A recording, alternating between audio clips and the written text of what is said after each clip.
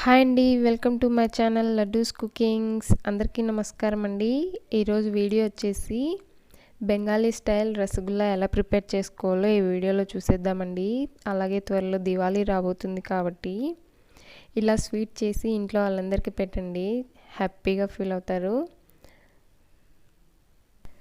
నా వీడియో చూసి ఇంకా ఎవరైనా సబ్స్క్రైబ్ చేసుకొని వాళ్ళు ఉంటే please subscribe my channel Laddus cookings. ముందుగా నేను ఇక్కడ రసగుల్లాలు చేసుకోవడానికి ఒక ప్యాకెట్ పాలు తీసుకుంటున్నానండి. ఏ కంపెనీ అయినా పర్లేదు. ఇలా ఒక గిన్నెలో వేసేసుకొని వీటిని బాగా కాగనివ్వాలండి. ఇలా బాగా కాగిన తర్వాత పాలు 2 లేదా 3 సార్లు పొంగాలండి. ఇలా పొంగిన తర్వాత మంటని మీడియం ఫ్లేమ్లో పెట్టుకొని బాగా కాగనివ్వాలి.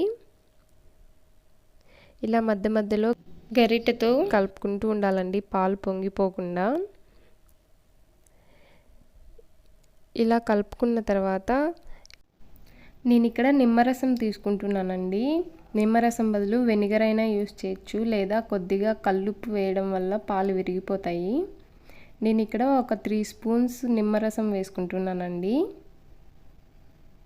పాలు విరిగిన వీడియో క్లిప్ మిస్ అయిందండి, సారీ, ఏమనుకోకండి. ఇలా నిమ్మరసం వేసిన తర్వాత ఒక 2 మినిట్స్ తర్వాత మళ్ళీ స్టవ్ మీద గిన్నె పెట్టేసుకొని మళ్ళీ ఒక 2 మినిట్స్ బాగా ఉడకనివ్వాలండి. అప్పుడు బాగా పాలు విరిగిపోతాయి. పాలు కంప్లీట్గా విరిగిపోతాయండి. అలా విరిగిపోయిన తర్వాత ఇలా ఒక వైట్ క్లాత్లో వడగొట్టేసుకొని మొత్తం వాటర్ మొత్తం పోయేంత వరకు బాగా పిండేసుకోవాలి. పిండేసి ఆ పన్నీర్ని పక్కకు తీయకుండా అలాగే క్లాత్లోనే ఒక 30 మినిట్స్ పక్కన పెట్టేసి ఆరబెట్టేసుకోవాలండి. ఇలా 30 మినిట్స్ తర్వాత ఇలా ఒక గిన్నె తీసుకొని ఇందులో వేసేసుకొని బాగా మొత్తం అంతా కలిపేసేసుకోవాలి. ఇలా కలుపుకోవడం వల్ల ఇందులో ఉన్న తడి కూడా మిగతా అంతా పోతుందండి. ఇలా బాగా కలిపేసేసుకొని ముద్ద వచ్చేంత వరకు బాగా కలిపేసుకోవాలి. ఇక్కడ నేను చూపిస్తున్నాను కదా, ఈ విధంగా బాగా అంతా కలిపేసేసుకోవాలండి. ఇలా కలుపుకున్న తర్వాత కొద్దిగా చిన్న చిన్న ఉండల్లాగా తీసుకొని చేసేసుకోవాలి. ఇక్కడ నేను చూపిస్తున్నాను కదా, ఈ విధంగా గులాబ్ జామ్స్ ఎలా ప్రిపేర్ చేసుకుంటామో ఆ విధంగా చేసేసుకోవాలండి. ఇలా అన్ని బాల్స్ లాగా చేసి పెట్టేసేసుకోవాలి.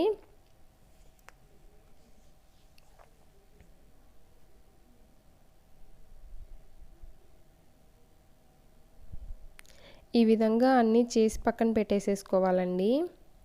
ఇలా పక్కన పెట్టుకున్న తర్వాత స్టవ్ మీద ఒక కడాయి పెట్టుకొని నేను ఇందులోకి 1 కప్ షుగర్ తీసుకుంటున్నాను. 1 కప్ షుగర్కి 2 కప్స్ వాటర్ వేసుకుంటున్నానండి.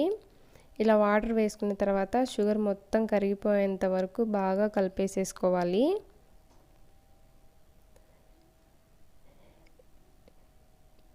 ఈ విధంగా ఇలా మరిగేటప్పుడు నేను ఇక్కడ ఒక 3 యాలకులు తీసుకుంటున్నానండి. యాలకులు వేయడం వల్ల ఫ్లేవర్ బాగా వస్తుంది, టేస్ట్ కూడా చాలా బాగుంటుందండి. ఇలా మరగపెట్టేసుకోవాలి యాలకులు వేసిన తర్వాత కూడా. ఇలా వేసిన తర్వాత ఒక 2 నిమిషాలు మరగనిచ్చి ఇందులోకి మనం ముందుగా ప్రిపేర్ చేసి పెట్టుకున్న ఈ పన్నీర్ బాల్స్ అనేవి ఇందులో వేసేసుకోవాలండి. ఈ రసగుల్లాలు వచ్చి మనము షుగర్ సిరప్లోనే బాగా ఉడకబెట్టేసుకోవాలండి. వీటికి మనం బాగా గిన్నె అనేది వెడల్పుగా ఉన్నది తీసుకోవాలి, ఎందుకంటే ఇవి రసగుల్లాలు ఇందులో ఉడికేటప్పుడే కొద్దిగా ఉబ్బుతాయండి.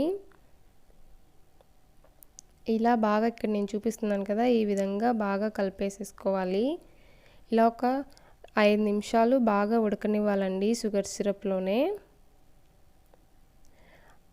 అలాగే ఇలా సిరప్లో ఉడికిన తర్వాత మళ్ళీ సిమ్లో అనేది పెట్టేసుకొని బాగా ఉడకపెట్టేసుకోవాలి ఒక 2 మినిట్స్. ఆ తర్వాత స్టవ్ ఆపేసేసుకొని గిన్నెలకి సర్వ్ చేసేసుకోవడమే అండి.